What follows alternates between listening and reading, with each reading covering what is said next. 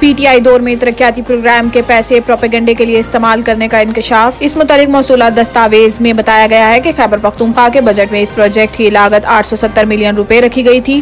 سالانہ ترقیاتی پروگرام کی آڑ میں سوشل میڈیا ٹیموں کو مضمون بیانیہ پھیلانے کا ٹاسک دیا گیا۔ دستاویزات کے مطابق سوشل میڈیا اکاؤنٹس کو سیاسی مقاصد، پروپیگنڈا مہم اور ڈس انفارمیشن کے لیے استعمال کیا گیا۔ دستاویزات کے مطابق سوشل میڈیا ٹیم میں شامل ملازمین کی تنخواہ 25,000 سے 40,000 روپے تک تھی اور پی ٹی آئی کی ریاست مخالف پروپیگنڈے میں شامل پہلے سے موجود 800 اکاؤنٹس کی تحقیق کی گئی۔ اس حوالے سے فردوس عاشق امان نے بتایا ہے کہ قوم نے دیکھا جس کو رہبر چنا وہ رہزن بن کر خزانے کا بے دریغ استعمال کرتا رہا۔ کے پی میں سوشل میڈیا سینٹر بنا کر پی ٹی آئی چیئرمین نے اے ڈی پی کے فنڈ کو استعمال کیا۔ ایک شخص کی خود پسندی کی ترویج کے لیے 870 ملین روپے خرچ کر دیے گئے۔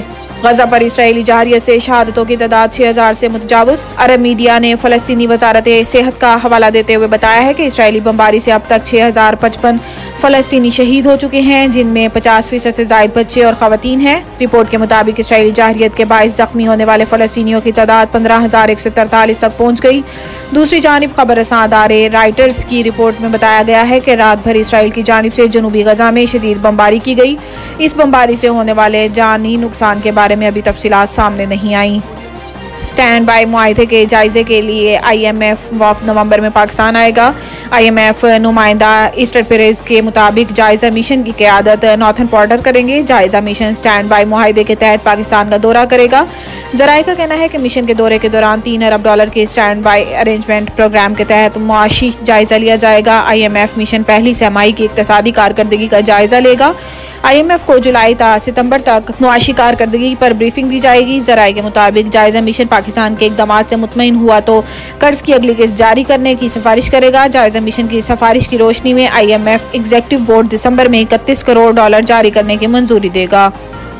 آئندہ عام انتخابات الیکشن کمیشن نے عالمی مبصرین کو دعوت نامے بھجوا دیے۔ اس حوالے سے الیکشن کمیشن نے کہا ہے کہ غیر ملکی مبصرین کو سیکیورٹی کلیئرنس کے بعد ایکریڈیشنز جاری ہوں گے۔ غیر ملکی مبصرین کے آنے سے انتخابات میں شفافیت آئے گی، جبکہ الیکشن کمیشن بھی انتخابی شفافیت پر یقین رکھتا ہے۔ الیکشن کمیشن نے کہا ہے کہ انتخابات کی شفافیت کے لیے ملکی اور غیر ملکی مبصرین کے لیے اوپن ڈور پالیسی ہے۔ غیر ملکی مبصرین کو الیکشن کمیشن میں ایکریڈیشن کروانا لازمی ہوگی۔ رپورٹ کے مطابق الیکشن کمیشن نے یہ بھی کہا ہے کہ غیر ملکی مبصرین ویزے کے جلد حصول کے لیے وزارت خارجہ کے پاکستان آن لائن پورٹل پر کوائف جمع کروا سکتے ہیں۔ غیر ملکی مبصرین کو پاکستان پہنچنے کے بعد الیکشن کمیشن میں ایکریڈیشن کروانا ہوگی۔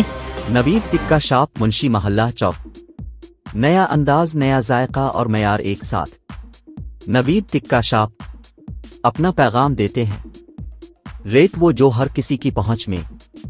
نوید ٹکا شاپ کی نئی آئٹم میں فش ٹکا، چکن پکوڑا، سجی چکن ٹکی، آلو چکن ٹکی، شامی کباب، بہترین اور صاف ستھرا ماحول، ذائقے دار بہترین کھانوں کا مرکز، ایک بار ضرور آزمائیں۔